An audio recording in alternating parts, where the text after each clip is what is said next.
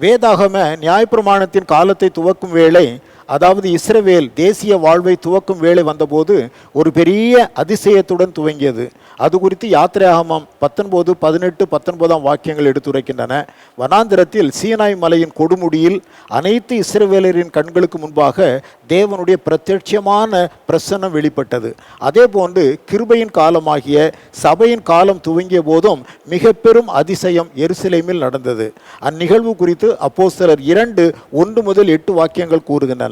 அன்று மோசேயிடம் மட்டுமே பேசிய ஆண்டவர் சபை பிறந்த நாளில் அனைத்து மக்களிடமும் பேசினார். பலத்த காற்றின் முழக்கம், அக்கினி நாவுகள் காணப்பட்டது.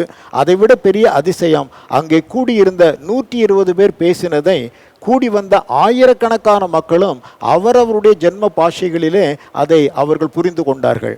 ஆகவே தேவனாகிய கர்த்தர் இன்றைக்கு அனைவரோடும் பேசுகிறார் என்பதை அந்த அற்புதம் நமக்கு வெளிப்படுத்திற்று.